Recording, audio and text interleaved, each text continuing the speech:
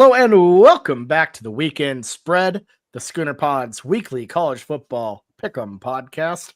I'm your host, Bobby Howard. With me today, we've got Ty Lee, Jameson Maxwell, and the captain himself, Mr. Boaton Blake. Boys, look, another great week of college football. Some nice surprises, some really good games across the board. I don't know where are we leading off here. I guess I gotta say, not a remarkable slate for me. You know, if you look at it, just 5-5.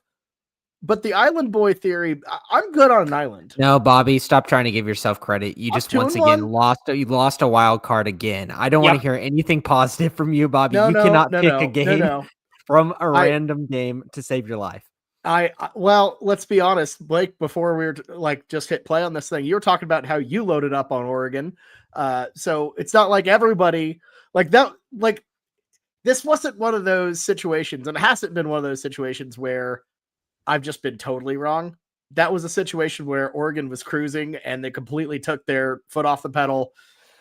Not great. But it's your stink all over it, Bobby. That's the problem that we've had for multiple weeks is I love Duke versus Illinois, and Duke just came out flat in the second half, and then last week, the absolute collapse. It's every bet that I like coming into this week that I want to choose for my own wild card. You choose, and then just doom it to nothing. So, honestly, I should be handicapping it because it's a great pick outside of the fact that I picked it, which made it bad. Yes. So, I'm making good picks. They're just not winning because it's me. Delusional. It's my fault. Yeah, well, it's same theory as it's, I have some sort of weird stink and I'm causing all of these college football teams not to cover. But I want that to be clipped, Bobby saying, I have some weird stink, end of clip. Great. Love that. Appreciate that. No, but overall, I think it has been a really good week. Georgia Tech taking out Clemson. That was delightful. Love to see that. Just go ahead and get the Clemson storyline out of the way. Don't really have to talk about them much the rest of the year, I don't think. What happens if they just come and show up in the ACC championship somehow, and we're just back to doing this all over again? Yeah, they probably will.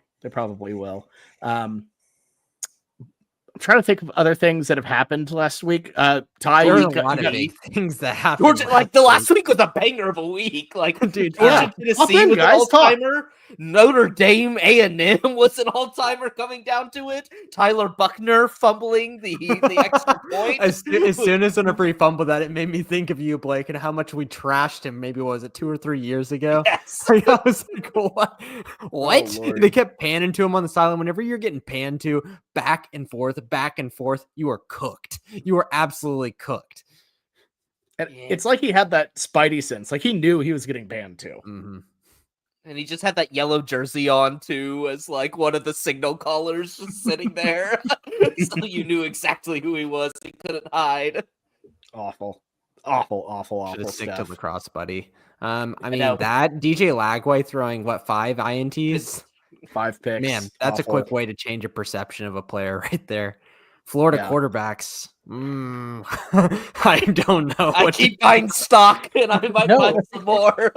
He keeps buying stock because DJ Lagway is in execution, literally just Emory Jones and AR-15 reincarnated. I know I've done the whole thing about Georgia worse than Emory Jones. I think so, dude.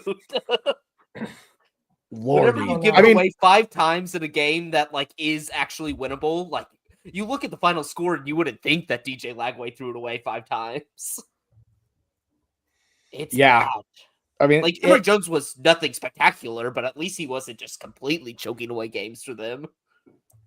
He's playing like you play in college football 26, Blake. You know, just throwing picks, erratic decision making, not good all around.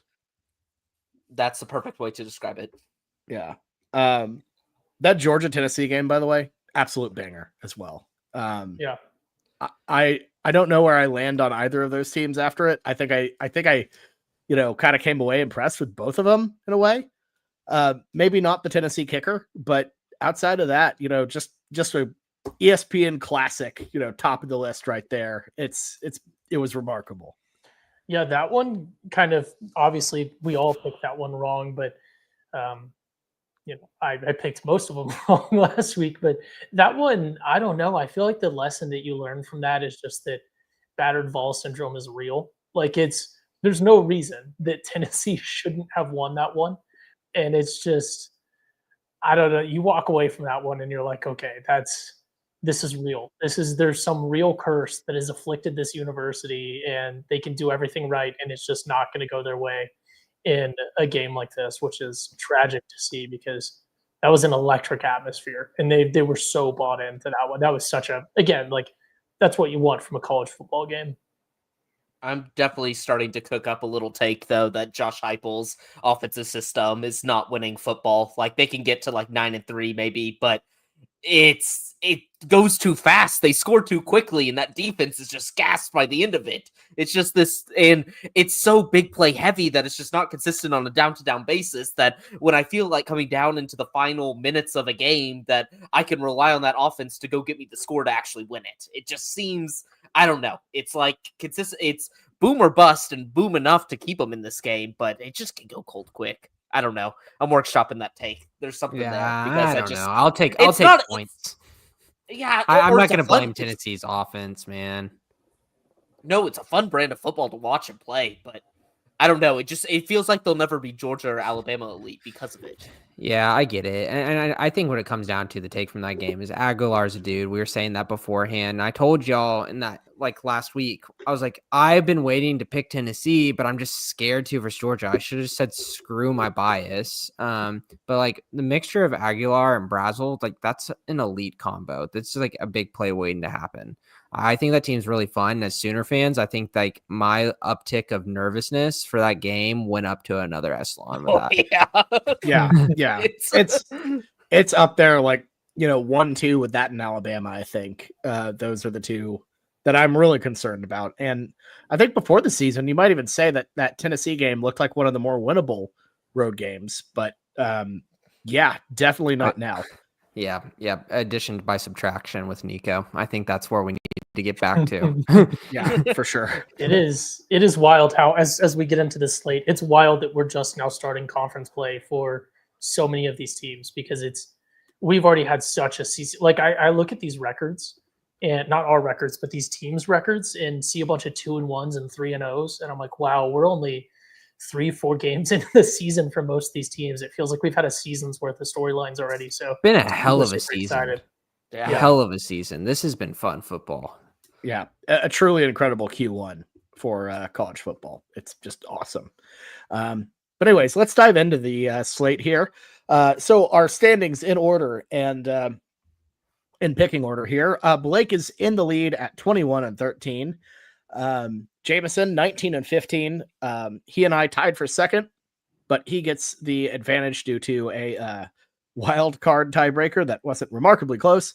Again, I'm in third, 19-15. Ty in last at 19-16. Tied on, we're all level in the win column due to Ty's pot of greed pick he made week 1 that landed correctly. Which hit, yes. Yes, which hit. So all in all, still a very, very tight contest. The pack is really just moving together. Great picks. And that's the thing. All it takes is one bad week, and you can fall out of this thing. So the stakes are high. We'll see if Blake and Jameson just tail each other.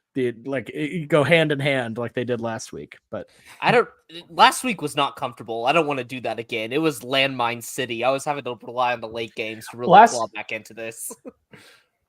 You guys know the rule to not mock Bobby when he goes on island. We've done that twice now, and every time we make a big deal about Bobby going on multiple islands, and then he hits a bunch of them. And he went 5-5. That's the thing. That is the thing. That the islands, it always evens out. It always. But it hurt me that you guys mocked him, and then he hit those, and I didn't. Because it's the definition of nothing ever happens. Nothing ever happens. Everyone's just 500 on island. Yep. But that's the island life is. You win about half of them, you lose about half of them, and that's how the things go. Pretty much. All right, moving on to our first game of the slate. We got a great Big Ten battle here. It's the 21st ranked Michigan Wolverines heading to Lincoln to take on the Nebraska Cornhuskers, 3-0.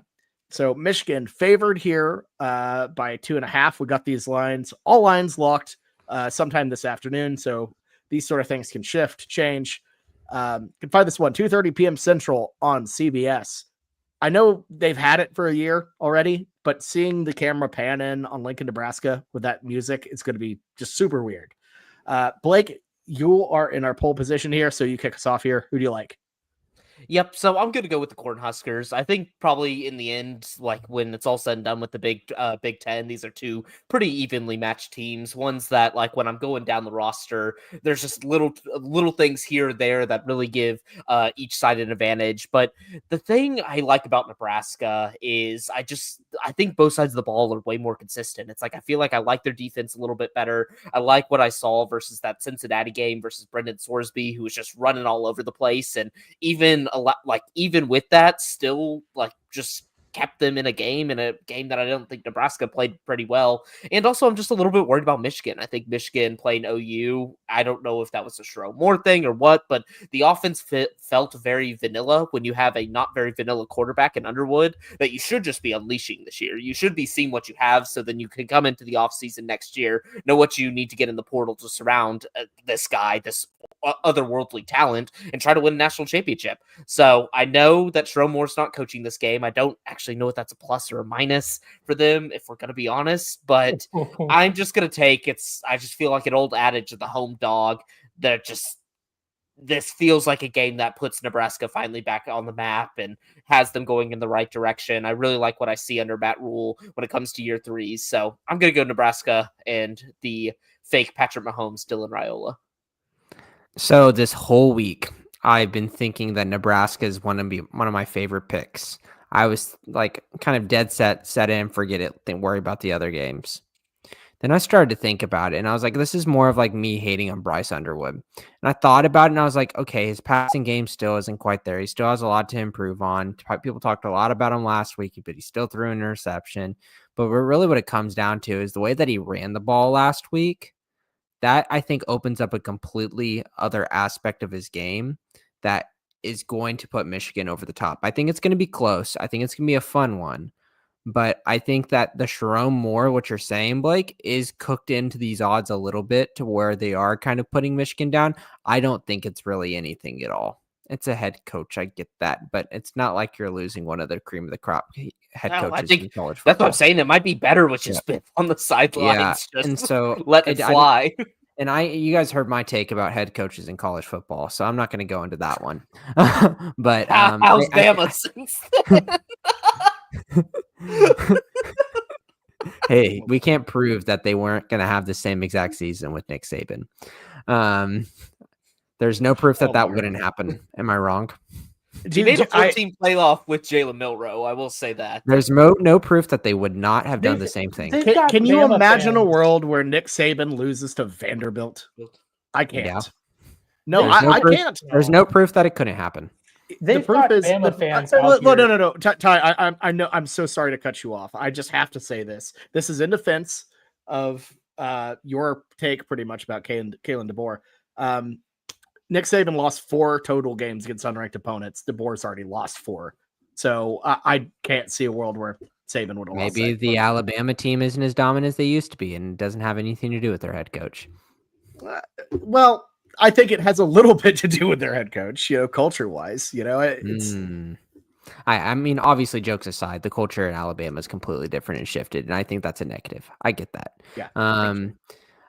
But I still think head coaches are overrated. I stand by that take. But I'm going to go Michigan here. I don't know why. It just changed. My mind changed today, and I've just had a feeling. And maybe I was just anchoring too much on Nebraska this whole time.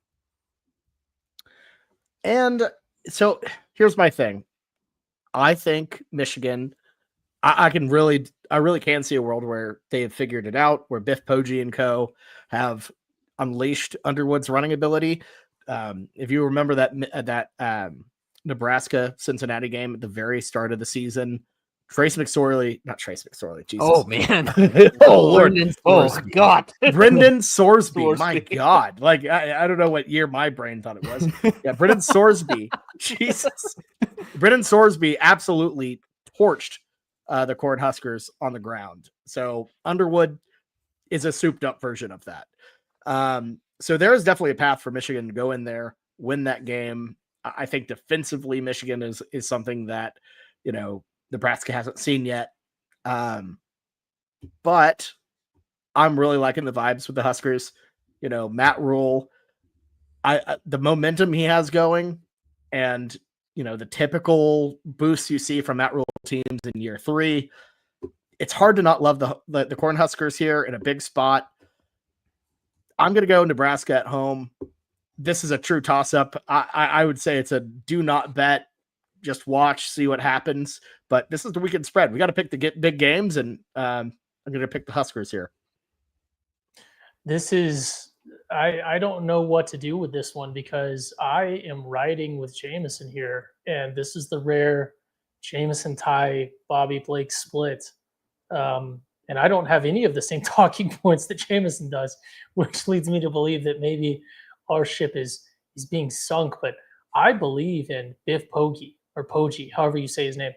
This dude you can't not love the story. He is just passionate about football. He's just a ball dude. He spent the first half of his career like coaching high school while also running a very successful hedge fund, and then just retired from the hedge fund and went full into being like a casual football coach, and is now coaching, temporarily the head coach of the University of Michigan. But I think they have so many tools. And yes, Matt Rule, third year, I've heard all those talking points. Of course, you guys are going to recycle that because that was one of Josh Pate's biggest things, and that's where you guys get all your takes. But I feel like Michigan has enough tools that you got a guy who just loves the game is going to go out there and try to stunt on him. So if I recall, and it was Sharon Moore, but Michigan was pretty good against the spread in past seasons when Harbaugh had to sit out. Again, that was with Sharon Moore, but I don't know. This one has moved, I will say. I forgot if we've acknowledged that, but this one has kind of been back and forth. So as we're recording on Wednesday, this might be different by kickoff time, but I like Michigan 2.5. But I will say if this one continues to move towards Nebraska, if you can get Michigan 1.5 or Michigan 1, that's obviously even better. All right. Like you said, very, very rare split there. Let's move on to our next game. Another massive Big Ten battle. 2 ranked opponents you do not see ranked very often. The 9th ranked Illinois Illini. They're heading to Indiana to take on the Hoosiers, 19th in the country. Indiana favored by 5.5. This line has been trending up towards Indiana as of late. You can find this one 6:30 p.m. Central on NBC and Peacock. Ty, who do you like? Yeah, this one for me, first off, they were robbed of game day. And I'm saying that as someone who is generally sympathetic towards Florida and Miami because I just like the colors of those teams. But this one should have been game day, absolutely robbed. Both of these teams very hot on offense right now. Yes, you can play the whole schedule analysis. They haven't played nobody, Paul. But both very, very hot on offense. And I'm riding with Indy in this one. And I think that there is a little bit of casual, I don't want to say ball not nowhere, but everyone is still getting acclimatized to this season of college football and who these teams are. And I think I'm number one of that, as a lot of fans are, is you bring in all these recency biases from last year and you look at Indiana and you go, oh, hey, Indiana, they were in the playoff last year. Like they must still be really solid. They are really solid, but no one is giving this Illinois team, ESPN's not giving this Illinois team the respect they deserve. And frankly, I don't think Vegas is either. So I'm going to go ahead and ride with Illinois in this one. I will say IU minus 5.5 on the graphic is kind of a confusing way. Which one are you picking, Ty?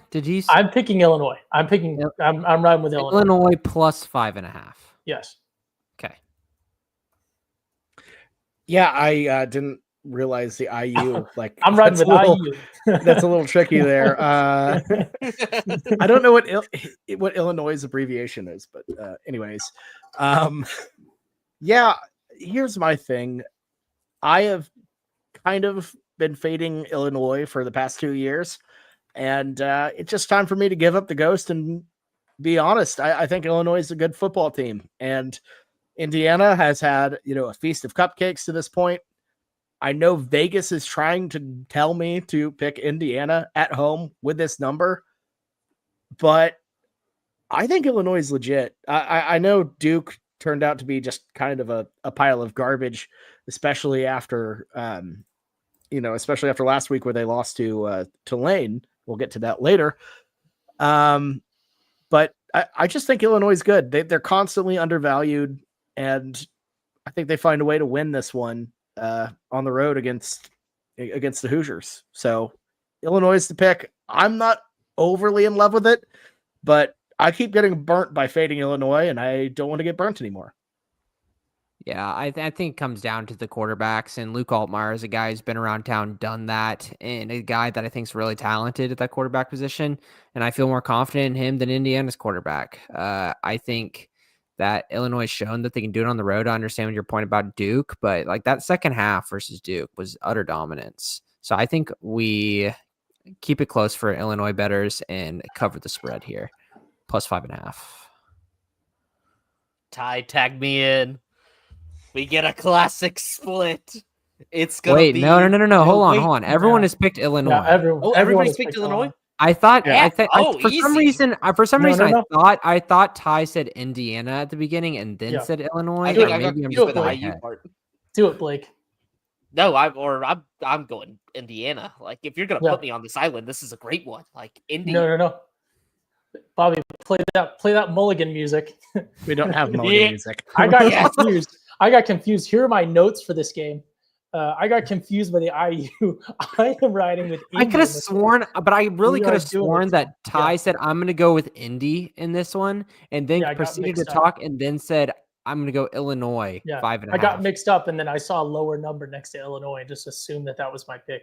So, yes, this is my mulligan. I don't think this is, honestly, I don't even think this is a mulligan. I think he straight up said that it was. I agree. Yeah. I think, VAR it. Let's rule it as not a mulligan just because of, confusion. So. Okay, well, then Blake and I are doing it to him. Yep.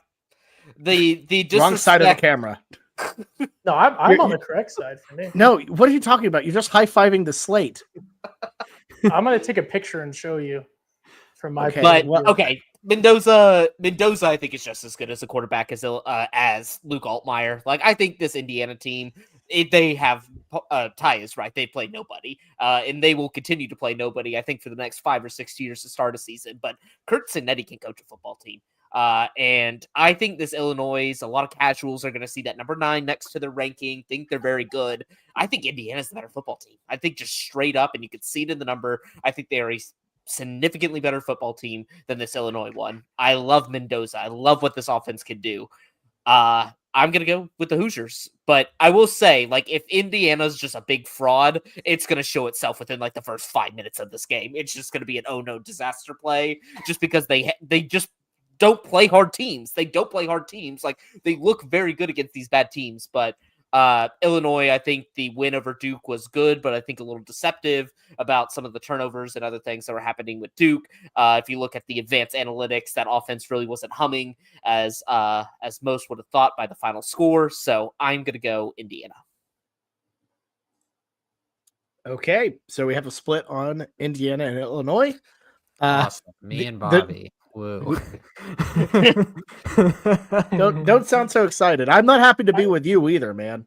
I may have done some weird bad juju there though by getting mixed up. So you never know. Yep. Yes, that is a hedge. That is a hedge. Maybe. All right, let's move on to our next game. It is the Tulane Green Wave heading to Ole Miss to take on the Rebels, 13th ranked in the country. Both teams undefeated. Ole Miss favored by 13.5 here, a number that continues to move in the Rebels' favor. You can find this one 2:30 p.m. Central on ESPN. Blake, who do you like? Yeah, so I was all over this Ole Miss team coming into the season. I thought they were going to be, honestly, pretty improved under Austin Simmons. I was really high on this guy, a guy that's graduating high school at like 16 or 17, reclassifying by 2 to 3 years just to go to Ole Miss to then get his degree in like 2 years. I'm like, this is a smart guy, a guy that can lead this football team, a guy that's better than just that bum Jackson Dart up at the Giants now. But I was wrong about Simmons, but maybe not wrong about Ole Miss. I think that Trinidad Chambliss might have saved me, boys. This guy is electric. He comes in off the bench, D2 Ferris State, and absolutely rips apart. I'm not going to say a good defense in Arkansas, but still rips them apart. Not a good defense at all. Anytime they're not even okay. They were putrid, man. Bad. But he was throwing those haymakers too. Like, he did not shy away from the moment. He was going out there putting his body on the line. I was really impressed. I think I'm taking Ole Miss minus the 13.5. I think Trinidad Chambliss, however you pronounce it, it's like Brandy Chambliss or whatever, the golf reporter, but I gotta go him. He's the future. I think Ole Miss is actually gonna be a pretty feisty team under him. I just hope that Austin Simmons doesn't come back and they actually start him, but I liked what I saw to Chambliss last week, and Tulane allowed Duke to kind of sneak back into it last week. I don't know. Jake Retzloff, I don't feel like is a big game quarterback, so give me Ole Miss. I've been scouring everywhere, figuring out who the hell is going to be the starting quarterback, because if it's Simmons, I'm throwing the house on Tulane, and if it's Chambliss, I'm throwing the house on Ole Miss. All I can find thus far is just a lot of the boards for Ole Miss and the Ole Miss account 2 hours ago doing like a spotlight on Chambliss. I think that's overall telling me a lot that I think that Chambliss is probably going to be the answer here. I'm going to go with for now. Couldn't you figure out how long he's going to be injured for? Dude, Simmons played. Don't forget Simmons. I know, because Chambliss was bloody. Like, he was. So what I'm saying is, like, he could have played last week. So I don't know. like he legitimately, they felt good enough for him to go out there and get a touchdown. You know. Did you see just after one play though, he was hobbling all around and like, I don't know if that was like showman, like kind of like for show or not, but he was hobbling for sure. Yeah, I'm assuming Chambliss is going to be the starter. So I'm going to take Ole Miss here. But like I said, Blake, if he was truly too hurt to play, he would not have been active that game with pads on, especially in college football. They don't screw around with that. They put people in street clothes for nothing. Yeah. So I'll say this. I know you want to talk about Tulane and their little almost backdoor situation. People forget Ole Miss almost lost that game against Arkansas last week. You know, the Hogs were driving. And to me, I think 13.5 might be a little rich for my blood against a John Summerall team, a scrappy team. I like Retzloff. Like, I think that dude's a fighter. And I don't know. I see a world where, you know, maybe Tulane doesn't keep it close, but I can see a world where they cover 13.5. This game last time out, I believe in New Orleans, if I recall correctly, Ole Miss kind of backdoored. So a little bit of concern there. But I don't know. I think Summerall and the boys do enough to keep this thing inside 13.5. I think it's a tough call, a tough line, but I don't know. Tulane and this program, you know, they lost a lot, but I feel like they found a way to really rebuild a little bit. So I'm going to go with the Green Wave here to cover 13.5. I already know who Ty's picking, so we can just go next. You actually don't, because it when this was 11, this is going to make no sense if you think about it. When this was Ole Miss minus 11 and 11.5, I had Tulane. But now that this has moved to Ole Miss 13.5. Now that it's a hook, he likes it. Well, now that it's moved 2 points against where I'm now going to pick, including a hook. But the more I think about it, right, and my notes were the uncertainty at quarterback at Ole Miss, because again, like, you never know. But I don't know if I can believe in Jake Retzlaff. Like, I just don't know. I don't know what goes on in that dude's head. What would cause him to transfer to Tulane here? It's just it doesn't make sense to me. And I understand that I got burned by Ole Miss last week. I've been burned by Ole Miss plenty of times before, but actually I got burned the week before as well with Kentucky. But it's just you should know better against Kentucky. There's just something about Kentucky has Lane Kiffin and Ole Miss's number, and they will cover that one every time, and it'll look rough. The Arkansas game worries me, but I don't know. I've got to stick with my own two eyes, and this is going to sound odd unless you've seen the restaurant, then it makes sense in the layout. But before I went into the ASU game this Saturday, I was at this Italian restaurant, and we were watching the Ole Miss Arkansas game, and Ole Miss was up by 10. I was happy. I was like, all right, we got this one on lock. Like, I don't need to pull out my phone, look at the slate or whatever. I'm just going to be in the moment and go cheer on my Sun Devils against Boco. But and then they stank it up when I left. So it's just, I don't know. I am riding with Ole Miss minus 13.5. I don't like it. I don't like this one at all. I would not be surprised if Tulane covers it. I don't think Tulane's going to be competitive enough to win just because Ole Miss is a more well-rounded team. But I don't know. I guess at home makes me a little more comfortable with Ole Miss. So yeah, go ahead and give me the Rebs minus 13.5. So I keep searching things, and I'm seeing more and more that it seems like Austin Simmons is going to be the starter. Oh, jeez. Oh, no. Boys. We're about to pop 3 mulligans right now. Gonna pop some mullies? Gonna pop some mullies? Nope. Not gonna do it. Not this early in the season. I've already used mine about it. I'm just gonna hold on tight. You never know. What is that like? Even though I just saying earlier, that. Oh man, what is the source on that? Well, you got some Austin Simmons stank, and you got the Bobby on Island stank. Wait. Yeah, Jameson, what's the source on that? Is that just people are saying, or is that like my cousin is a real estate agent? I found Locked On Ole Miss talking about it. They said Lane Kiffin anticipates Austin Simmons will start quarterback this weekend, but no one believes it.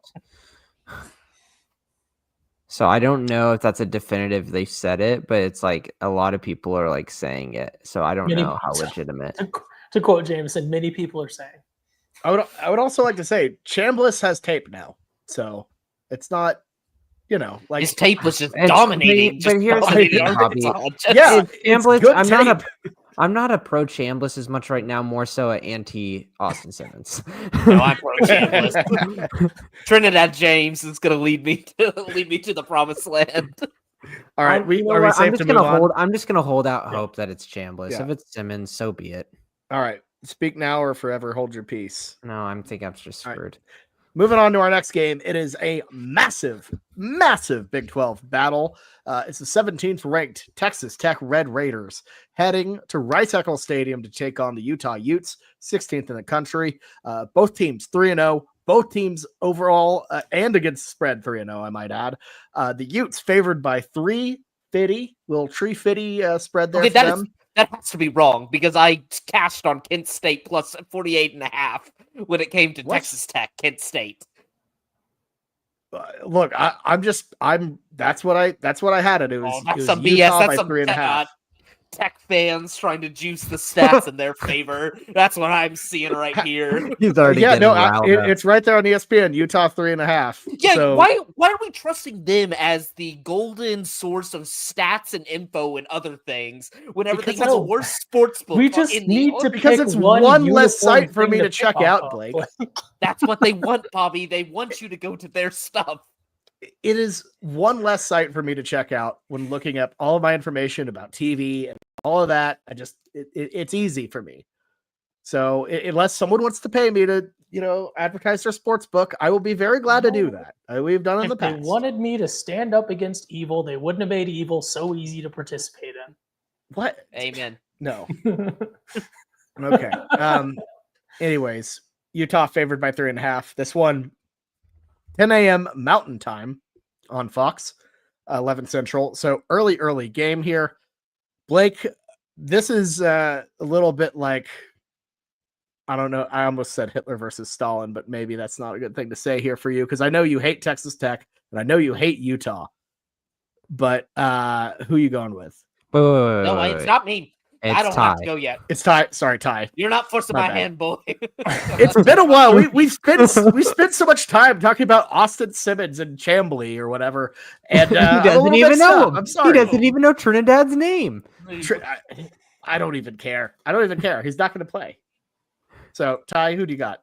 Yeah, for me, I just don't know. I don't follow either of these teams. I really wish that I wasn't going first on this one, but I don't think it's really going to matter because Blake is obviously the Big 12 nowhere here. But neither of these teams are fun to follow. So it's like I don't watch their games. I will say I've been seeing a lot of stuff about Tech. I don't know if it's propaganda, but I've been seeing a lot of stuff about Tech. There's a lot of people buying it. And I just don't trust this Utah team. And I never have. And it's never turned out well for me. And frankly, I don't know if it's a mistrust of Utah or if it's just my blind trust of Lincoln Riley and USC, which again burned me last week on my wild card. But I'm going to have to zag it, and I'm probably going to be wrong because who knows. But give me Utah -3.5. This is not because they're the favorites. This is not because they're at home. But it's when I was looking at what to do in this game, all I keep seeing is Texas Tech people putting these saguaro cactuses in all of their posts, and they're cactus not knowers. I understand that that's like a little inside joke because someone said there wasn't anything in College Station or wherever it is that they play, or Amarillo, whatever it is. Besides cactuses or whatever, but there's not cactuses there. They have a chimneys, or they did at one point, and that's pretty much it. That's their redeeming quality, and they don't have they're cactus not knowers, and I cannot stand them acting like they know cactus. So go ahead and give me the Utes -3.5 in this one. Can I give a stat real quick? Ty has now picked 18 straight favorites. We have solved Ty. 18 straight. It is unbelievable. To be fair, at one point I accidentally did pick not the favorite earlier in this pod with Illinois. Oh my god! But thank God he fixed it. All right. This game is beyond tough for me because I feel like Utah hasn't really played anyone. They've played 2 road games, which I mean, give them credit, but they beat a bad UCLA team and Wyoming. Add bad in front of Wyoming too, please. Thank you. What I said bad Wyoming. I said bad Wyoming. You didn't include it in front of Wyoming as well. I just wanted to be out there as a Wyoming hater on this podcast. But I mean, Texas Tech's strength of schedule might be one of the worst in college football, so you got to give that. It is also awful. It is also awful. So I think this is going to be an evenly played game. I think it's going to be a great game, a great showcase for the Big 12. That hook is just begging me to take Texas Tech with 3.5, but I think I'm going to have to go with the Utes at home. Rice Eccles is a tough place to play regardless of time. I know I'm just going to regret the hell out of this, and Utah's going to win by 3 or something. I just know it. But Tech's just too unproven to me. I'm going to go with the home team with such a close line here. Oh, I hate it, but I think Whittingham and crew get it together and get that win. But talk about a game you don't want to bet on. I just don't like it. Jameson? Blake, I get confused a lot. Can you help me? Who's the quarterback for Texas Tech? Can you give me my name? Oh, stop it. You're probably confused because they have to play 10 billion quarterbacks each year because this guy can't stay healthy to save his life. Baron Morton can't.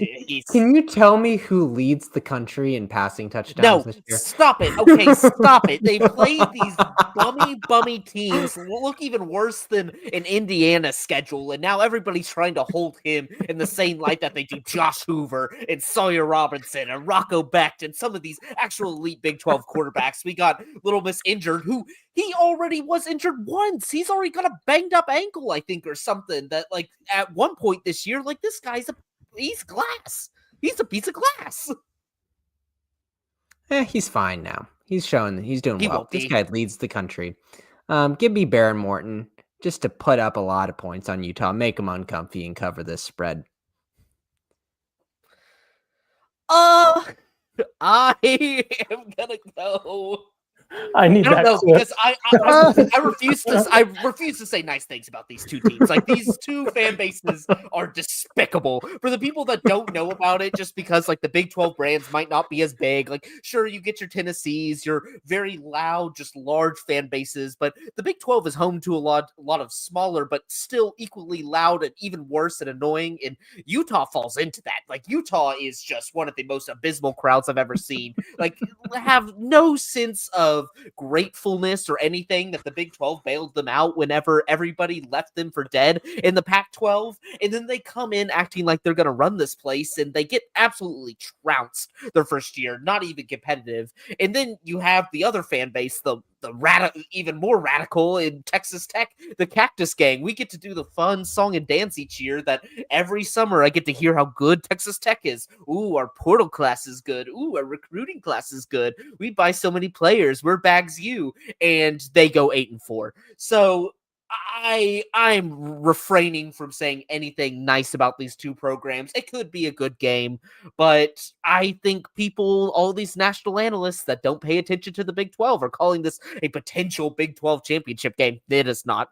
It is not. One of these teams could be there, but this is not it. This is not it. I'm going to go Utah. This is gross. I don't want to choose either one of these. Like, I'm not going to be rooting for anybody. I'm just hoping for mutually assured destruction and whatever that looks like on the football field. But I'm going to go Utah, more physical team, bigger. I like their defense a little bit more. Their offensive line is probably the best in the Big 12. And Devin Dampierre, I actually liked as a quarterback. I thought he was good at New Mexico. And they kind of did the Ben Arbuckle, John Mateer light version at Utah, bringing in that New Mexico connection. So I'm going to go Utah. I hope nothing but the worst for both of these teams. I'm going to say it. Like, there's a lot of hate in my heart this week. I got SMU fans that I'm trying to defend on one side. I got Utah and Texas Tech thinking they're just the crown jewel of the Big 12, which they have not shown at all in their history in this conference. So, yeah, I'm just dealing with a lot of wars on a lot of fronts right now. Well, Blake, remember the crown jewel Big 12 game week 4 last year involving Utah? The Utes go to Stillwater, both teams undefeated. It's like, oh, this is we might see this at Arlington, and then both teams just fall off a cliff like immediately after. I get no traction on Twitter. I got no followers, but that game generated the most traffic to my account. Whenever I said Kyle Whittingham doing his little BS thing with the injury report, just swaying lines, is ridiculous. It's ridiculous. I'm so glad they finally implemented the injury report at the Big 12 to stop him from doing it. It's ridiculous. We had Cam Rising last year, who has no legs anymore, probably not even alive, and he was questionable for every single game last year. Like, Utah is just a despicable program that, yes, they have some pedigree from their former conference, but just acts so ungrateful when they haven't shown anything, like any inkling that they could even compete in this conference just yet. Yeah, they're not kissing your Mark's ring enough. I'm with you. Can I ask briefly before we move on? It's a yes or no, Blake. Are you going to hop back on the Texas Tech train in 2027 when they bring Cliff home? No, I was never on their train. Like, I will never, ever be on the Texas Tech train. It is a train of delusional lunatics that think they are a step away from being like the next Ohio State. I don't get it. They're paying 40% premiums on players that are just not going to turn out because their coaching's not good enough. Like, Joey McGuire's just not a good coach. How much do you love the Cody Campbell ads every other break about how he wants to save college football? Cody Campbell trying to... I do appreciate Tech looking at Texas A&M going, hey, that doesn't work for them whatsoever. Let's try the same method, but with so much less money and see if it works for us. They might be playing. I think they have overall less money. They're paying players more than I think even Texas A&M did. Like Texas A&M at least had the SEC discount that they could discount it a little bit. Tech, I think, is having to pay, like, there's been reports like a 25% premium on all these players over your Texas A&Ms Felix, who are paying. Whatever his name was, posted his freaking contract whenever he committed. Yeah. It was reported like a Woj deal. It was awful. To be fair, A&M is still paying 3 rosters worth to Jimbo every year. So 3 years, $5.1 million contract with the Texas Tech Raiders. Felix Ojo, 5-star. Crazy. What the hell? All right, let's move on to our next game. It's a Battle of the Columbias. It's South Carolina, 2-1, heading to Missouri to take on the Tigers, 3-0 here. Mizzou, last time I checked, is favored by 10.5. This line is kind of slid down in favor of the Gamecocks. Some uncertainty on whether or not Lenora Sellers will be ready for this one. You can find this one 6 p.m. Central on ESPN. Blake, who do you like? Yeah, this one's hard because part of me wants to do kind of like a tie bit that I'm just like, I am backing South Carolina because I thought Lenore Sellers was one of the most overhyped quarterbacks in America and has shown it on a week-to-week basis that he cannot lead a winning football team. But also at the same time is I think South Carolina is really, really, really bad without him. Missouri, I think this is the problem with Missouri is they have such a pretty easy, I think, no, maybe it's getting a little harder though. It's getting a little harder. Or no, wait. Actually, I think they have a very easy SEC schedule. I gotta go Missouri. I feel like they're just gonna be a schedule. They're gonna be last year's Ole Miss. They're gonna be just go 9-3. They're gonna beat up on a whole bunch of nobodies, lose to 2 programs that are better than them, and probably just a rando. Bo Perbula, I kind of like him. I like him. He's a baller. So I'm going to go with the Mizzou Tigers.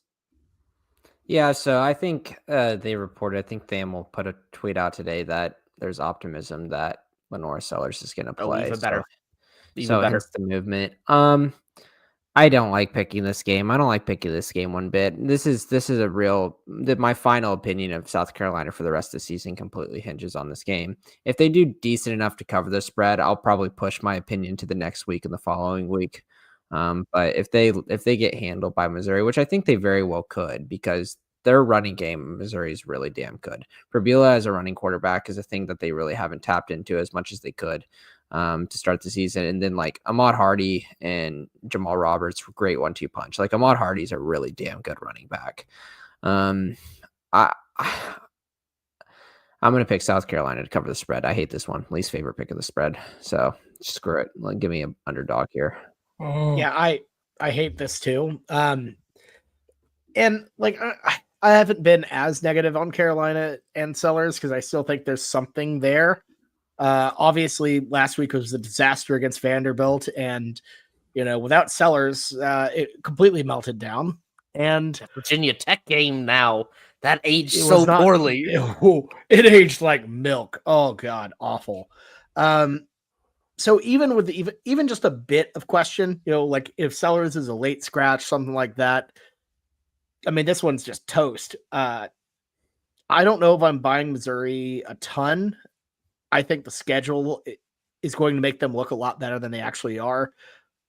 I hate that they're going to be talked about in some playoff discussions at the end of the year because of it. But I think Perbula, is pretty solid, and this is one where Missouri is going to win.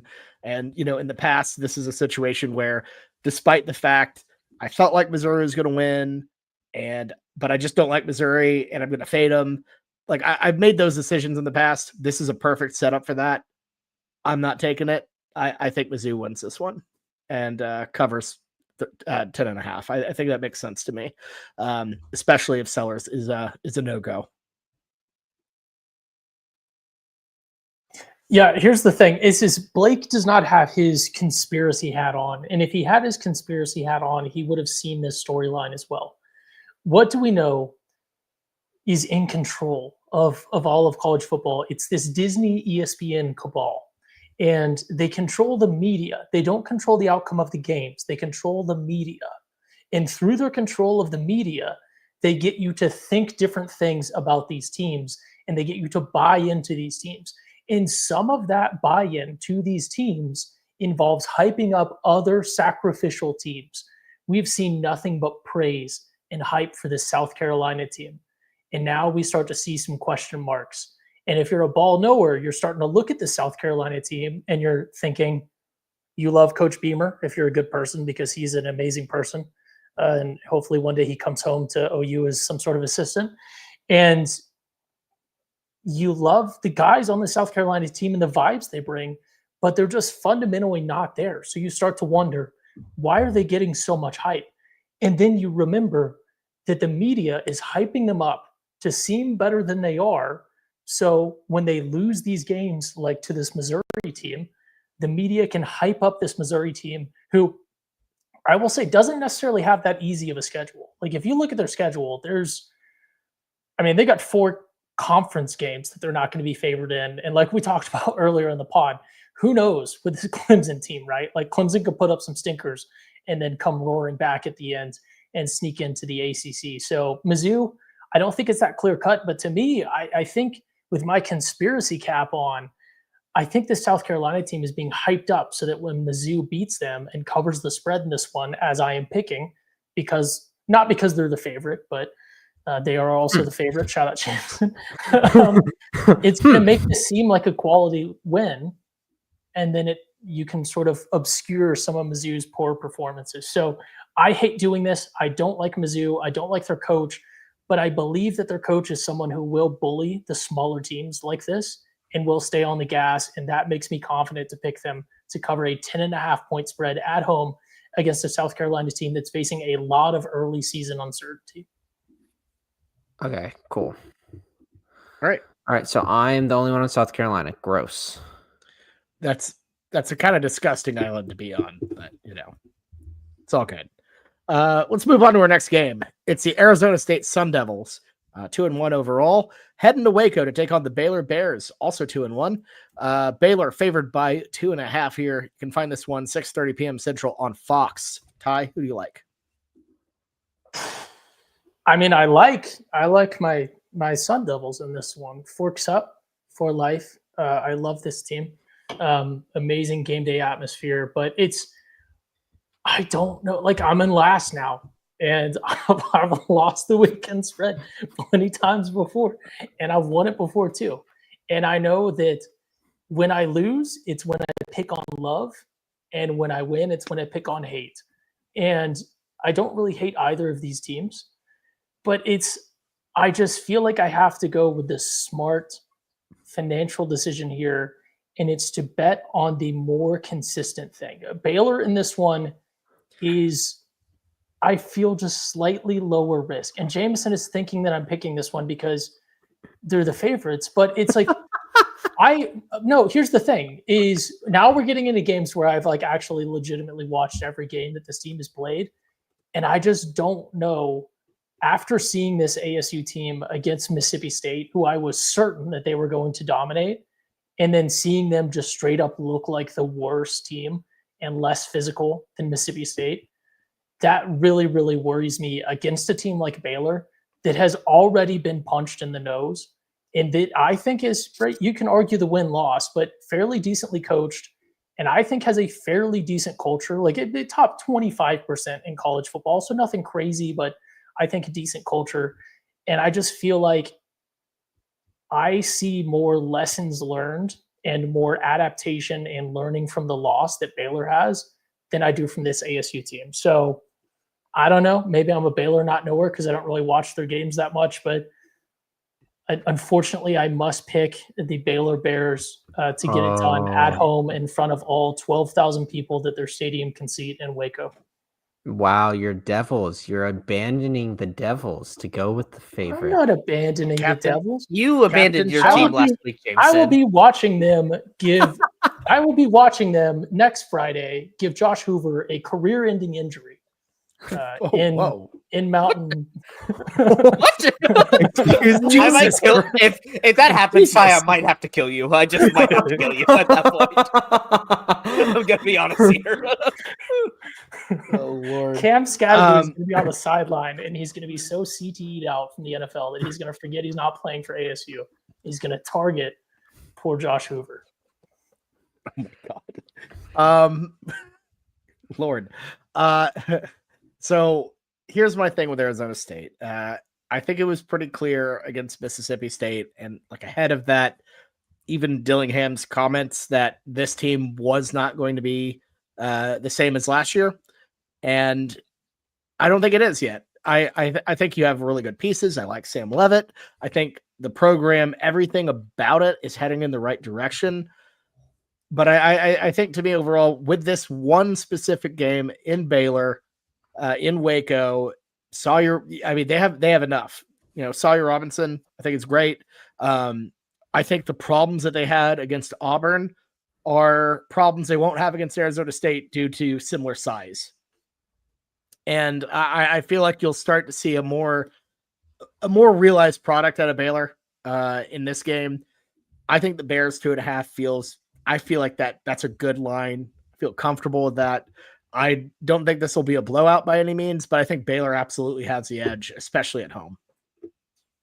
This is my favorite pick of the week. Why are we not respecting Baylor more? I think 2.5 is an utter disrespect to this football team. What they did coming back versus SMU was great. And I think that we can say like, oh, they lost to Auburn and all that stuff. Like, you're right, Bobby. It's not based off of like skill that they won't succeed against this Arizona State team.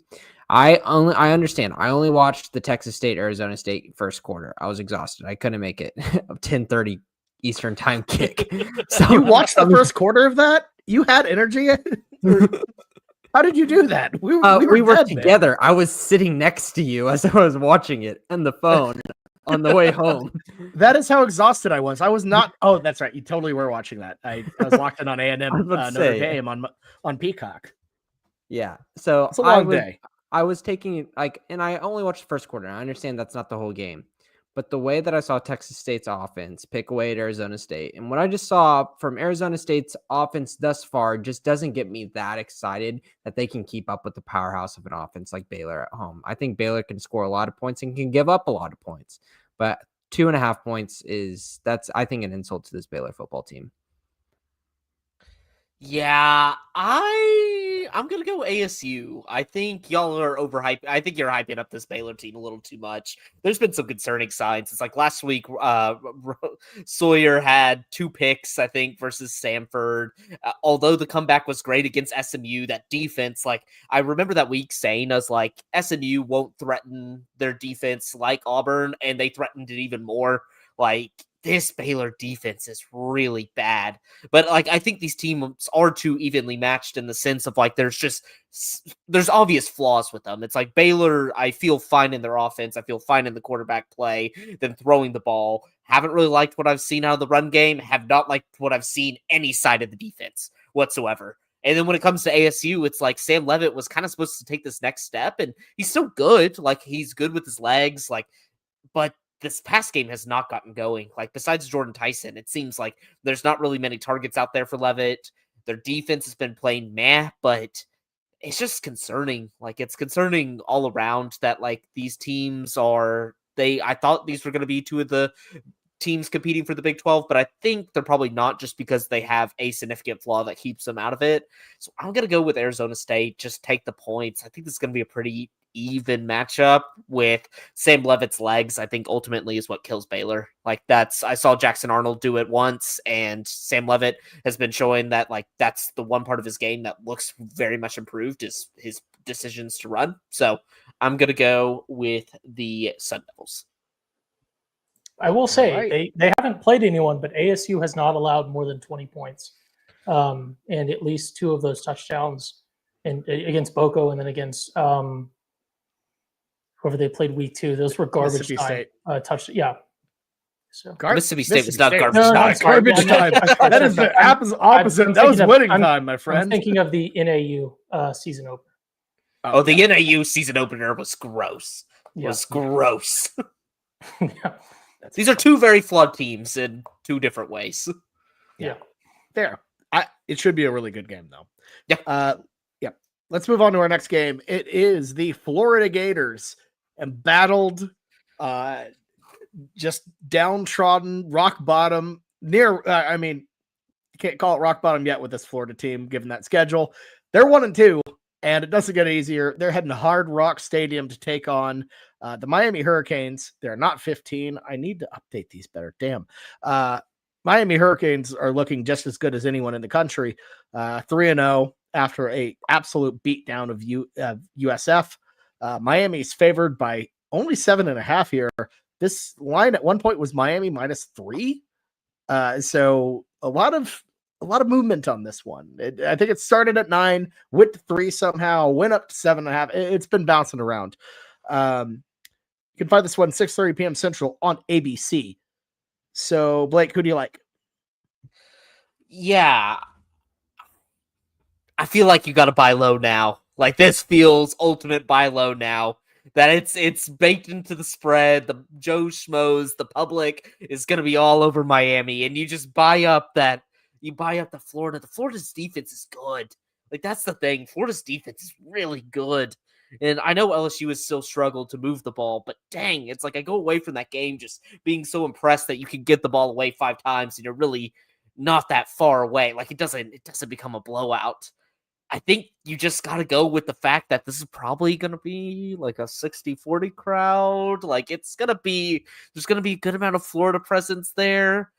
I think I just buy low now. I think I'm going to take Florida to keep it close. Maybe might even sprinkle a little bit on the money line.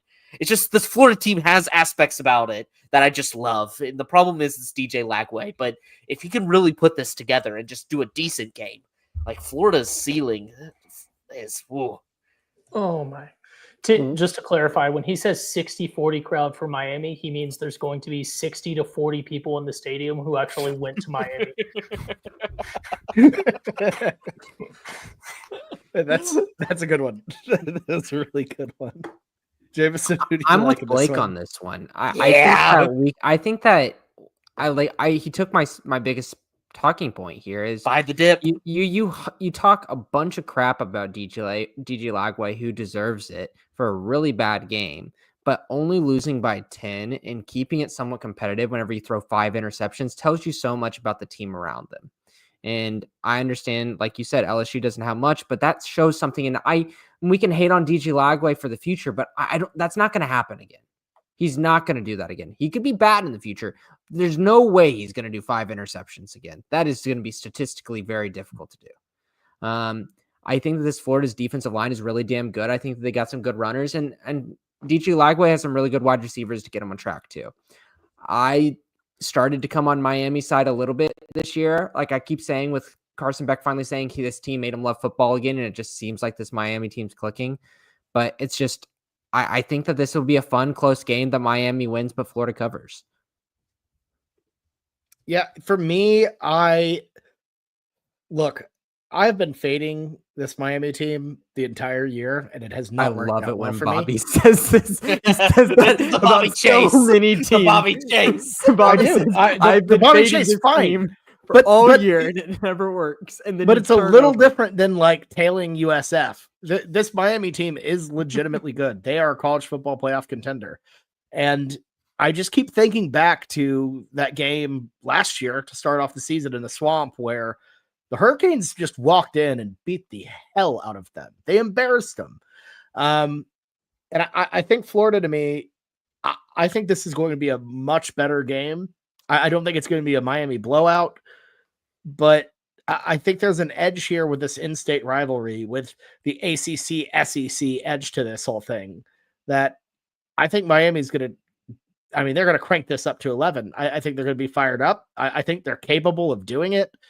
And like, I know that at some point, Florida and DJ Lagway and all of this have to snap back. And I think Lagway has a better game, but I think Miami's going to be seeing blood here. And I think they get the cover.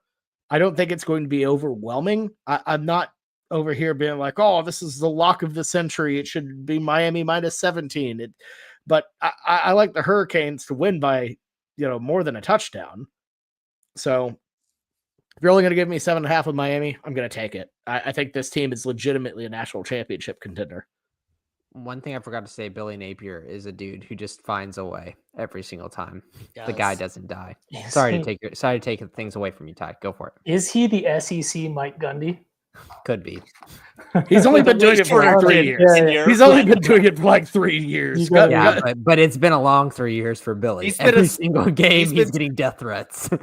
He sped run the Mike Gundy experience, like what Mike Gundy took over 20 years. I feel bad for the guy. It seems like he's like a good guy, and he's just he's not a pastor. He didn't get hired to be a good guy.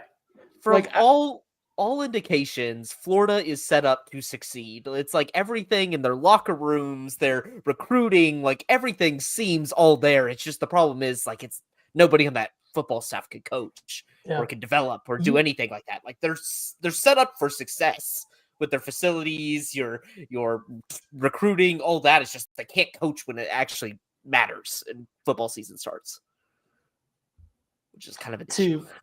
To paraphrase the late great Lee Kuan Yew, former leader of Singapore, whoever runs this Florida football team has got to have that iron in him, and I just don't think he has it. And you need an Urban Meyer. You need an Urban Meyer. You need a Barry Switzer. You need a shout out to Miami. You need a Jimmy Johnson running that Florida team for it to win. Otherwise, it's not. Look, this is the most avoid like plague pick of the weekend. I think it's like I understand that this is just historical bias, like fake storylines or whatever, but you should never buy into the early season or preseason hype of a Miami football team.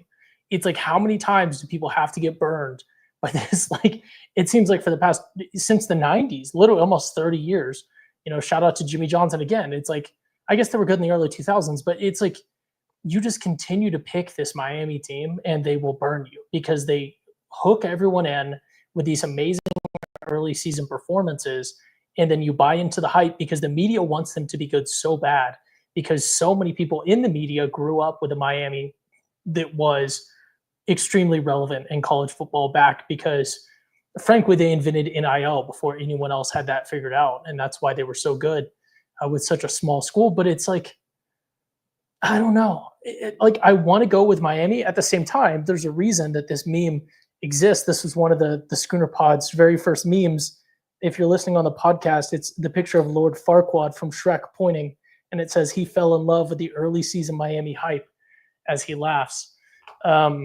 Makes sense if you've seen Shrek or no memes. It's like, I don't know. My notes are with, this is a game time decision here because my notes are with Bobby, but I like, you guys made compelling arguments, but at the same time, again, I have to pick as a hater. So my want to pick the better team says one thing, but then my hate for DJ Lagaway as a quarterback, he seems like a very, very decent guy. If you guys have watched you knew you were about to put me on island. You knew you were about to put me on island. I'm not going to do that to you, Bobby. If you guys have seen that Netflix SEC special, DJ Lagaway is a great dude, and he should transfer. And I'm not saying that to slight Florida, but it's the same as Jackson Arnold. It's like there's so many quarterbacks in college football nowadays that have so much talent and they're just lost because they need to go somewhere where they will get developed as a player more than the money. Like there's going to be more money down the road if you can get developed. Jackson Arnold should have done that. DJ Lagaway needs to do that.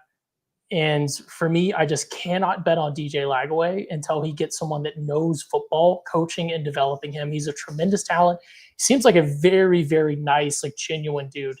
But unfortunately, it's not going to happen there. I think Miami, the wheels are going to fall off soon, but 7.5, I would love for it to be 6.5, but give me Miami 7.5 do it in Hard Rock against the Gators. He tried to talk himself into it, boys. I can't. If Anthony Richardson was still there, I would have taken Florida. It's just, you guys, Lightning, DJ Lagaway won't throw another interception. People said that 4 times last Saturday and got burned. So it's like, you can tell me DJ Lagaway won't do that again all you want, but he will do it again. He, in fact, will do it again. Will this be the game? I don't know, but. Okay, fair enough.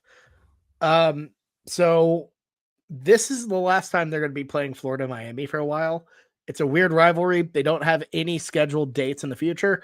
we're moving on to a different rivalry that does not have any future scheduled games. It's the battle for the Iron Skillet for the last time on the schedule. SMU heading to Fort Worth to take on the TCU Horned Frogs. TCU favored by 6.5 in the final Skillet game. You can find this one 11 a.m. Central on ESPN2. Ty, who do you like? Yeah, Bobby doesn't want me to say this, but is Florida Miami canceled for conference reasons or because of global warming? We may never know. No, they just don't play. I don't know. It's not one of those. They don't play annually. Okay. Wait, we are working on rebranding into a political podcast. No, we are not. We got no. I will say with Florida Miami, there used to be politics involved where they were banned from playing each other for decades because the rivalry was so toxic. But anyways, back to the non-political pick. Yes. Okay, back to and this is legitimately in my notes, and I did not plan on this segue, but yes. So SMU plays at Gerald Ford Stadium that is apparently not named after the president. And TCU, in fact, plays in a stadium named after two people, a band, the Allman Brothers, and then Jimmy Carter. So I think that my beloved Horned Frogs, I forgot the gang sign for. Okay, it's just two. It's like a K-pop what was that? That was a shocker. I was doing sort of with a claw. I was doing sort of forks up, but you had a bad 4th of July type situation, if you know what I mean. Shout out to that one NFL player, but he's not in the NFL anymore. JPP. Yes, Pierre Paul. That's it. I love Josh Hoover. Josh Hoover is Dat Boy. He's literally, if you look up Dat Boy, there's a little frog on a unicycle. That is Josh Hoover. I am all over the Hoover train. Nothing would make me happier than seeing Josh Hoover in New York at the Heisman ceremony alongside John Mateer, who will in fact win the Heisman because he does jump passes, and casuals will think that looks cooler than Josh Hoover being more fundamentally sound. But I love TCU in this one. And people are going to say, oh, SMU, been very good. And SMU also bad against the spread, which means Vegas is still learning them.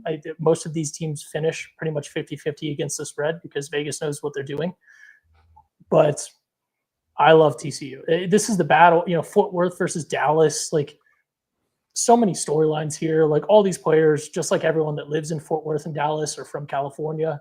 It's just, I love this one. But go ahead and give me TCU, my beloved Horned Frogs, minus 6.5 at Allman Brothers Jimmy Carter Stadium. Fair enough. I'm with you. I love Hoover. I love what Sonny Dykes has going with this team. The Frogs, I think, are really poised to make a run. I was big on them in preseason, and that dismantling we saw at Chapel Hill, really just confirmed everything I believed in them. Big on the Frogs here. Massive emotional rivalry game. I like that TCU is doing a whiteout for this one, which may or may not it might disorient the SMU students and alumni in attendance. I'm pretty sure pretty much every student and alumni from both schools is. Never mind. Well, I think. Are you saying they practice whiteouts every single night? Yeah, that is what I'm saying. I think they're going to be a little overwhelmed. But anyways, TCU 6.5. I think they got it at home, so we're going with the Frogs here. Okay, yeah, I'm going Frogs as well. There's a part of me that says, you know what? I want to pick SMU just to be a hater. I already did that once this year, and it was not fun with UNC. I'm going to go with my brain here, and not for the fun pick of being a hater. I think TCU handles it, and people point to Abilene Christian's game, and be like, why the hell they gave up 21 points to them? The gates were already closed. Josh Hoover was already in. It's a completely different team by that point. So I'm going to take TCU. Yeah, I wasn't worried. Some of my friends were freaking out about last week's performance. I'm not worried when it comes to you shut them out in the first half. They come out in the second half when you know you have your rival on slate, that you're going vanilla. You're not really trying as much. I'm totally fine with that. I think TCU, after last year's embarrassment, last year was just horrendous. It was a horrendous display of just getting our ass beat, and then also Sonny Dykes getting ejected. Just basically gave all the the ammo to SMU. But like the funniest thing is like that's probably their best win in the last century. Like in this century, like the 2000s, that's probably their best win, and they're not going to see another one because I just think Josh Hoover, this offense is so much more elite. The only concern with the offense is Kavorian Barnes. He did something to his ankle this week, limited in practice. We'll know a little bit more tomorrow, but I think the running back room is still good enough and like that's honestly not a part of the game we have to rely on too much. We pass just so freaking much. So I'm gonna go TCU. Like the defense is gonna allow some points. I think this is gonna be a high scoring game, maybe take the over, but I just think Josh Hoover and boys are so much better. Much better. Barnes is that RB1 that was just trouncing UNC. Yeah. Oh, the guy that's like dude built like a Brinks truck, but can actually has speed. And he's gonna be hobbled. Damn it. Well, I'm sticking with TCU, but I man, that guy. No, we can win games without the run game with like this receiving core. Can you cover this? Yeah. Oh yeah. Like if this game is going to be won by 7s. Like this is going to be just a absolute just shootout when it comes to points. Now I'm going to kind of nab this from the private chat a little bit. Blake, is there any concern of SMU trying any of their fans or alumni trying to sneak into TCU's snow room? I got to protect the snow room. You got to protect the snow room. I really want to go in it. If anybody from TCU has access and can get me access to the snow room, I want to go in it. I want to go in it so explain bad. to people what the snow room is before they start assuming things. The TCU snow room is different from the SMU snow room. It's because all the rage in athletics recently, I feel like, is surrounding cold tubs and cold plunges and other ways to get your body cold. TCU decided to take it to the next level and create an entire room that it has snow in it, and that's where you do it. So a lot more enjoyable. It's probably a lot better for your skin, I imagine. It just sounds so relaxing, just going in there after a nice hot workout and just sitting in some snow. So yep. So that's how the TCU people decide to vasoconstrict, and SMU vasoconstricts in other ways. Hold on. I gotta say too, TCU has the best line about ice ever. Old Dutch Meyer once said, "Fight them till hell freezes over, and then we'll fight them on the ice." Banger of a line. TCU is Ice University. And they're known for having some of the best lines, as you've said, Bobby. Lines. Well, no, that one might say that's the folks like in the fourth Dallas. joke on that topic here. I do have to say, and this is nose skiing jokes aside, Jameson, is cold dry air better for your skin than cold water? I think Blake might be reaching there. I don't know. It just seems so much more enjoyable. I have no idea. I would figure that cold, dry air would be a little bit harder on your skin, but I am no dermatologist to make that claim. Okay.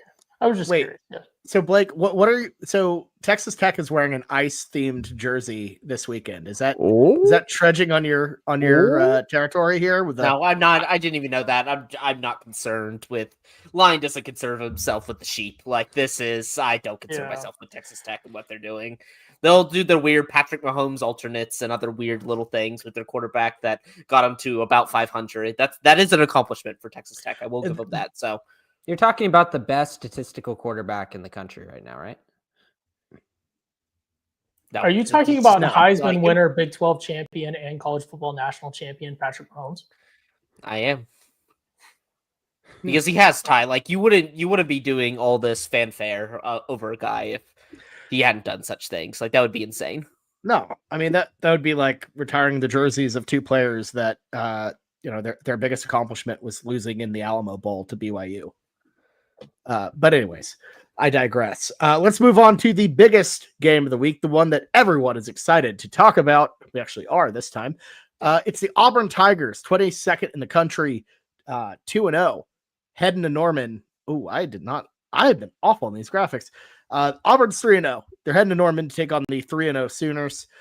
You can find this one on ABC at 2:30 p.m. Central, and the Sooners are favored by 6.5. Lots of debate going into this one. OU and Auburn Twitter have been just going at it this week.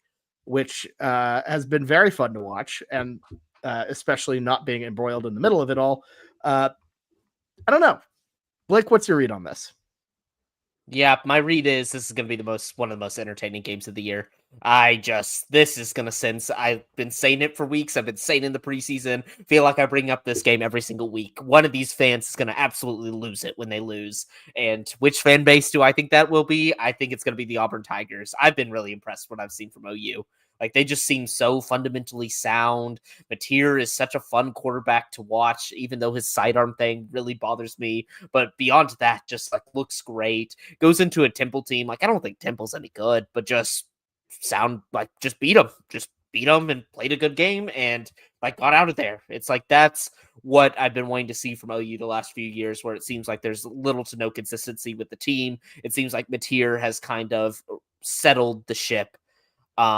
I think OU wins. I think it's probably pretty handily.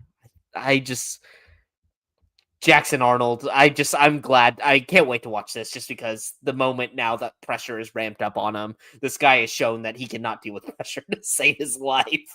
So I'm ready to see it dialed up to about an 11 when he comes back to Norman. So I'm taking the Sooners. There's no way I'm taking Auburn. The wide receivers worry me, but I just feel like he's not getting them. He's not feeding them enough. Because what it comes down to with Jackson Arnold, and this is the way that they've schemed it for Auburn, and this is what you should do. You should cater to his strengths. Is it is a one read, and if it's not there, you're running. I don't think that that's going to be the best idea versus an Oklahoma team that is going to confuse the hell out of him. Like we've talked about in the past, Brent Venables had a whole offseason with his defense making Jackson Arnold throw interceptions in the spring, the summer, and then into fall camp before he took on his season at OU last year, and created all of that worry of, is this actually the quarterback that was promised? And it actually came to fruition throughout the season. He knows the things that Jackson Arnold does that's poor, and he has those in his book, and he's ready to show them right now. I don't see anything from Jackson Arnold as a thrower thus far to prove me wrong that now that he's left the University of Oklahoma and went to Auburn, that he's changed the throwing ball. We've always known he's a good runner. But if Auburn is too one-dimensional, this defense may be one of the better defenses in the country. And definitely the front seven is probably the best in the SEC, and they will play, that it's going to be very difficult to run on us. And so it's going to force them to get one-on-ones on the outside with their wide receivers who can get open, but will he be able to get them the ball? I don't think he's going to. I think that it's going to be a low-scoring game. I pick the under in this one, but I think that Oklahoma covers and wins by 10. The one big thing I do worry about in this game of why it could be close would be Oklahoma's offensive line is hobbled right now, and it's very thin in terms of depth. Our center, our right guard, and our left tackle are all questionable for this game. And we don't know, like, they should play, but at the same time, are they fully 100%? This is an offensive line we were already worried to begin with. So we'll see how that comes to fruition. If that makes Oklahoma's offense a little bit too one-dimensional and we aren't doing a good enough job run blocking or pass blocking, I'd be concerned for maybe an Oklahoma win and not over 6.5. But we'll see. Whenever I see the first drive and I see the ways that Oklahoma's offense is moving the ball, I'll probably have a good read for a live bet. But I'm going to go Oklahoma here. Yeah, I think great points all around. Because I think the only way Auburn wins this game is if what the Auburn fans have been saying is, oh, Hugh Freeze hasn't opened up the playbook yet. We haven't seen. The reason why you haven't seen Arnold throw deep is because we haven't allowed him to. We haven't done all this. And it sounds familiar because, you know, when we were trying to look at ways to figure out how OU could beat Tennessee last year, a lot of what we said was kind of similar to that is, oh, well, maybe there's something up Seth Luttrell's like sleeve. He might have some sort of, you know, plan that we haven't seen yet. And it didn't turn out well. And the fact of the matter is, if Auburn's going to win this football game, Jackson Arnold is going to have to air it out, hit those big receivers, hit Cam Coleman, that great wide receiving core that they have. He's going to have himself an incredible offensive day through the air on Owen Field. That will also be the first time he has ever done it on Owen Field, because he's just not that guy when it comes to airing it out. The system he transferred into RPO heavy. It doesn't work for him, and he's not going to run on OU. I feel like this defense presents a lot of challenges that their last marquee opponent in Baylor could not provide, and that's the reason why Baylor lost that ball game. So, to me, I just feel like it's a styles make fights situation, and Auburn is just completely running into a buzzsaw against Oklahoma, given the circumstances, the crowd, the environment. It's just not a good fit. Like you said, Jameson Venables knows everything about Arnold. He knows everything that, how he ticks. He has the game film. He has the practice film. He knows how to just deconstruct this guy. And I think he does. I think it's going to be a long night for Auburn on the offensive end. I think Auburn's defense is good enough to make it relatively respectable, where it's not like a blowout. But I think it's a sound Oklahoma victory. OU minus 6.5 is I feel, if we want to talk about best bets of the week, I feel great about OU minus 6.5. Like that feels awesome. Yeah, this is the most confident that I have been about a pick in a long time. And it's the one thing, I'll get the one thing that worries me out of the way is I always like to look at these ones where I'm worried about a win by like 6 to 8 points. And I always feel like, like a field goal could hurt me here. So I always like to look at the opposing team's kickers. And Alex McPherson, kicker for Auburn, is a senior. He has played the previous 3 years, and his older brother is the kicker for the Bengals. So he is from a kicking family. So it does, in fact, worry me, even though he has not hit anything necessarily too long this year. I think his long is 34 this year.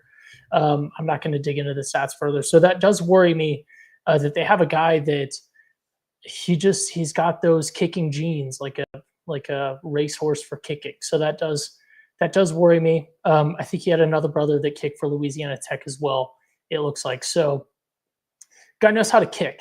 And we've seen with Tennessee that people don't always know how to kick, even if they are in fact a kicker. I think the Tennessee kicker was doing what's called quiet quitting though. So we'll see, but I'm so confident in this. It's just, I understand that Auburn has some dogs on the team, right? Everyone has dogs on the team in the SEC. Everyone has dogs on the team nowadays in the Power 4 conferences. NIL really has spread some of that. But again, Jackson Arnold, if you look at Auburn's staff, no one there has ever really successfully, really developed a quarterback.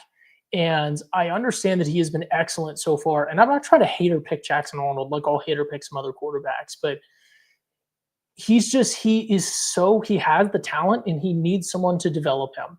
And he will make so much more money career long if he can get developed. And it's just this Auburn staff, it could happen, but no one's done it before. So that worries me for him. And I think that it's just, I hate to use this talking point, but they ain't played nobody. I understand they've looked excellent so far. OU looked excellent through 3 last year, and we saw how that turned out. So I just feel like if you're looking at this, you go, this is in Norman. The media has made a big deal about this. OU fans are going to show up and show out. The team is going to show up and show out. This is the conference opener. There's so much motivation here. I don't think there's any look ahead potential at all in this game from OU. And I think OU loses, like the Michigan game. I think OU loses the turnover battle, but I think OU covers this one handily. I don't think Jackson Arnold is going to be as terrible as some people expect. I think a lot of people are expecting a repeat of the Tennessee game because we've seen that that's kind of what he does under pressure. And we haven't seen that he's matured in any way because he just hasn't been tested and he hasn't been in those games. So, right, this could be that game, but I think OU wins this one.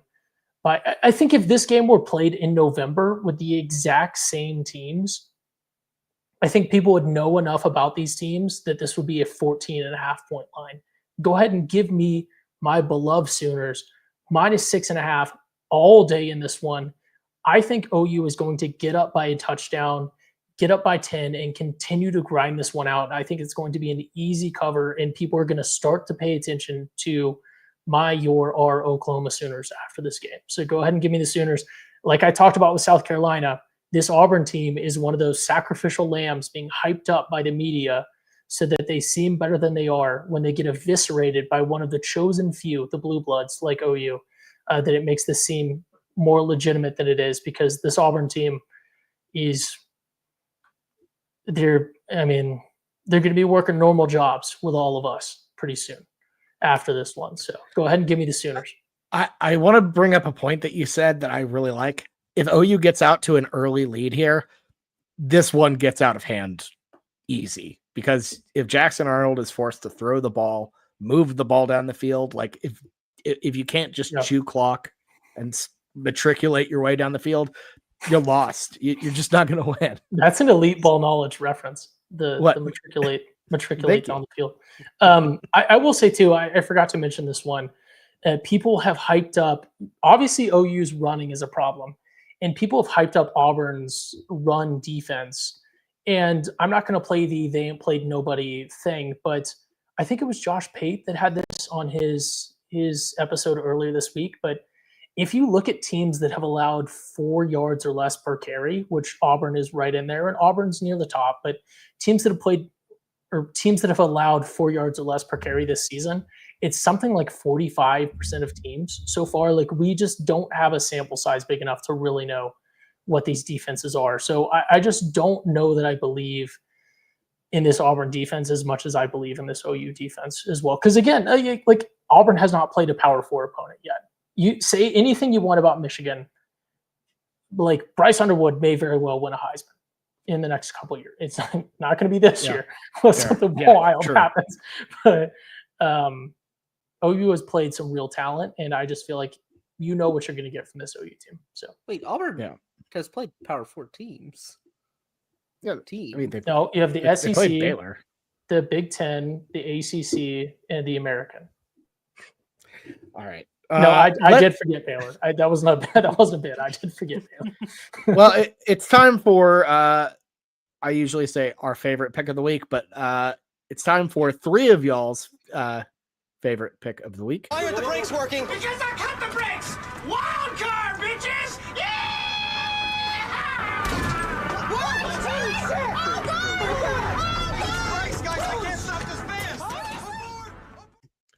It's time for the wild card picks, where we make our favorite picks of the week outside of the slate, and I step on a rake. Ty, you lead us off here. Who do you like? I will say there are so many juicy. I feel like we're in that wonderful sweet spot early on in the season where there's so many games where if you watch these teams, you're looking at this slate and screaming, oh my goodness, Vegas does not know what they're doing. How is this line what it is? And that gets corrected later on in the season. And early in the season, and we're still kind of in that window, but early in the season, you're like, oh, we really don't know these teams, so I don't know who I'm going to pick. But I think right now there's a lot of games where if you've been watching a team, you can look at this and go, oh my goodness, Vegas does not know what they are on. They don't know what's going to happen in this one because they haven't been watching this team like I have. And there's so many games on this slate. It's so hard to pick. I want to give an honorable mention because I can't pot of greed. Someone might shout this out, but Clemson, minus whatever it is, no one at Clemson should ever be able to criticize Dabo Swinney because they're nothing without him. He should be able to go winless for 10 years in a row before anyone can even question what he's done there, because they are beyond irrelevant. They are below Baylor on the college football totem pole if they don't have Dabo Swinney ever gracing their campus. So no one at Clemson should ever be criticizing Dabo, but I will be taking the greatest coach in NFL history. That is, of course, Tom Brady merchant, Bill Belichick, and my beloved University of North Carolina at Chapel Hill Tar Heels. This is an unbelievably gorgeous campus. It's where Jordan played. basketball, of course. He also plays NASCAR now and owner. He doesn't race the cars, but he owns the team. Forget that. They are facing Central Florida's Golden Knights, who believe that they are NASA's chosen school, which is just not true. If you look at number of astronauts produced of NASA, it's also not true. I understand that they were produced as some sort of like technical or blah, blah, blah. Anyways, they're not Space University. That's Navy and or a couple different schools, depending on how you slice it. But I will be taking the Golden Knights, minus 6.5. Bill Belichick is collecting. Arden, wait. I'm going to stop you. You're picking UCF plus the points or minus? No. Ty just lets himself not the favorite. No. I have UCF. I have UCF as of. UCF is the favorite. Yes. UCF is the favorite. Yeah. Right. I screwed that up. You're picking UCF. You're not picking UNC. No, he's picking Bill UNC. Belichick is the greatest coach in NFL. What is he picking? I don't know what he's picked. He said the line wrong. He said the line wrong. No. He's talking in a circle. I didn't. When I picked, I don't know where he's going. I'm very confused. When I picked this one at, I'm doing the time conversion, 7:00 Central. It was 6.5. I'll take UCF 7. is the favorite at 6.5. That's what I'm asking. Are you? It has now moved. Florida, It has now moved. UNC? Yes. Okay, I thought you were arguing the line. It has now moved on ESPN as of time of this 6.5. But What you can't pick nothing. You just I'm what picking side? Central Which Florida. side? I'm saying I'm looking at ESPN right Okay. now, and it says 7.5. When I picked this a couple hours ago, it was 6.5. I'll take either one. Whatever one you guys want to give me. Give me Central Florida. You're picking the UCF. Yeah. UCF 6.5. Okay. Cool. Yes. We'll take it. I don't know why that's confusing. Sorry, because you started the whole thing talking about how you were going to pick UNC, and then I wrote. No. I was just giving Bill Belichick his flowers for being the best coach in NFL history, and just proving. I has gone to straight. No. Okay. I just don't understand. You guys cut me off. So I'll just spill the core argument. The core argument was that the NFL is not real competition, and it's BS and it's scripted. And the greatest WWE wrestler, the greatest NFL coach, Bill Belichick, is garbage in college football. He's now gone to the UFC where people are actually fighting, and he realized that he can't fight. So this is John Cena versus Islam Makhachev or whoever you want to pick, in the UFC. Okay. You guys cut me off, but it was a big joke about how the NFL is scripted. Okay, my apologies. I just get confused. Give me Central Florida. I don't know who coaches them. I don't know anyone on their staff. Give me Central Florida. I will not say UCF because that's their preferred thing, and they get very angry online if you say Central Florida. Well, but see, they used to get Belichick angry. I haven't seen a Central Florida fan in years. It feels like they are just not there anymore. I feel like their school's fake. Like they came into the Big 12 and they talked a lot of shit. Yeah, and they talked a lot of shit, and then now, like it feels like the last 2 years they've just disappeared. Like I do not see a single one come across my timeline anymore. Oh no, Bobby's lost. I lost my to make his pick. Sorry. Yeah, I know. I wish I could just scoot off here. Lord, I honestly, it's been rough. Just look to the left of the screen, and you can see it. It's been a bit of a disaster. I don't know, guys. I'm paralyzed here, looking at all of these lines. Nothing seems good. I'm seeing ghosts. Did he even pick one yet?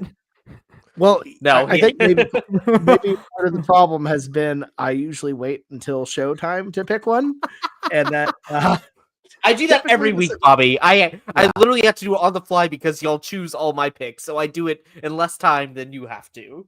Yeah, well, okay, so no excuses. Get a winner here, Bobby. No. Bring him home. Look, we kind of were panicking a little bit early about this team because they looked pretty bad against Idaho State. Idaho State might have a little bit of salt to them. No. This is exactly what you're going with, wasn't it? No. No, it's not the one I gotta choose, but don't take one of my teams. Pick it. I don't want your stink on me. It's just what I like. It's just business, Blake. I'm gonna go with the UNLV Rebels -2.5 against Miami of Ohio, who is truly putrid. Dude, that was my pick putrid. That was my pick. Yeah, there we go. Well, I might have just spared you both from a terrible fate. I might have to do the kill contract similar to Ty if in the ASU game he never plays another game again. If Bobby curses UNLV versus Miami of Ohio, it could be the same thing. You can't start Miami targeting my teams with your stink. You're not you're a chemical weapon now. I'm not even trying to ride in anyone's wake. I just genuinely like that pick. Yeah, like it's weirdly low. I feel like they've had some good wins. I feel like the early struggles, I don't think they're worth being concerned about. And Miami of Ohio is awful, like truly, truly awful. So UNLV -2.5 to play. That sucks. That really. So in sucks. a weird way, Ty is on an island for not having UNLV -2.5 as our first. I wasn't going to choose that one. I have one. I will again clarify for the listeners and the viewers: there is not a formal rule that you cannot have the same wild card. It is just sort of a gentleman's agreement. Yeah. Well, that you broke one time, Ty. So don't tell me about gentlemen. No, that was because again, there's not a formal rule. Well, and not only that, but there's no way that they want to hop. There's no way they want to hop on my boat right now. I wouldn't want to hop on my boat either. Hey, look, if you guys don't want to drink from the river that Bobby is peeing in, then don't stand downriver of Bobby peeing and try to stick your, water cup in the river. I don't think they want to. No, I was never. No, Blake knowingly cast that bet last week, knowing that you had wild carded that team. That's true. He actually did. No. I had already placed the bet. That's the problem. Is I placed these bets and then Bobby takes them. All right. I do not use Bobby as a swami to lead me to these. No, I already had these on the card. You should use me as an anti-swami and just fade me every week. I don't like this. These lines this week. Not a lot that really just jumped out to me. And then I went through and I was like, you know what? Okay. No more using your brain. Go back to emotions. Ty loves talking about emotions, being a hater. What's a team I haven't hated on for a while? And actually, I hated on them earlier this podcast, and that's Wyoming. They're playing Colorado at home, and thank the Lord that Deion Sanders realized that Ryan Staub was not the answer, and he's going back to Caden Salter. Give me a little bit of juice of putting the boy back, and give me Colorado 13.5. Point favorite. Oh God! Hate on Wyoming. Screw Wyoming. Mega hater pick. It's not gonna. It's in Laramie. In my face. It's horrible. No, it's in Colorado. Oh, it's in Colorado. Yeah. Okay. I was like, it was in Laramie. You were doomed. Colorado minus 13.5 to get back on track and realize they made a big mistake last week.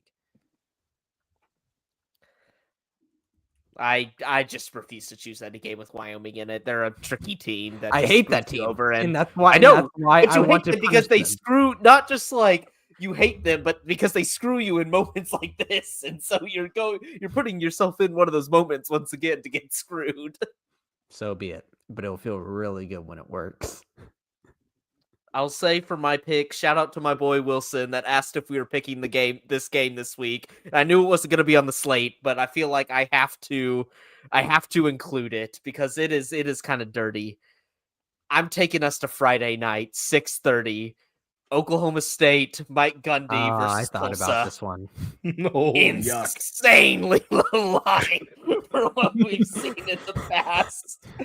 And you know what? Blake's doing it. I think I'm taking Tulsa plus the 13. No. With Mike Gundy, with the Oregon stuff that they believe so little in Zane Flores that they brought in a guy from Northern Alabama to be his backup. I didn't know you could grab a guy out of a transfer portal today, but I guess you can. I think Tulsa is playing pretty feisty. they're playing a little feisty. Like, they gave Navy, they threw some wrenches at them in that first half. Like, Navy ended up killing them, but I like what I saw there. Where are you getting 13? That's what I wrote down I'm seeing earlier. 12 and a half. So I will take 12 and a half. 12 and a half is the best one, actually. I'm on Action Network. ESPN is the best one right now. Most lines are at 11 and 11 and a half right now. So it's shifting 12 and a half. Oh. I'm not limiting myself to dirty ESPN bet. Nobody uses that damn. Okay, so do you not want to use ESPN bet then? Then the bet I will use it, but I will use plus it. 12 is your best other option. Like, and then it goes to 11 and 11 and a half. I'll do 12 and a half. I don't care. I don't care the number. I just it's shifting quickly to Tulsa right now. I bet people are on the cane. They're raining cane there. They're building something there. Tulsa plus 12 and a half. That is gross. I thought about that one, Blake. But I said, you know what? I can't do that. That's going to be so humiliating. I can't do that. You've already been burned once by Oklahoma State, so it's okay. You can just kind of put your head down. Blake over here just getting hyped for the Turnpike Classic. Oh my goodness. Tulsa's leading receiver is Dominic Richardson, who played 3 seasons at OSU and 2 at Baylor. Oh, revenge time. Oh. Yeah. So that isn't he a running back? He's a leading receiver. Oh yeah, he might have switched positions, man. No. He's just, I guess he's just getting. But if he's just their leading receiver, he's their leading back. He's their leading back as well. Oh, okay. Well, yikes.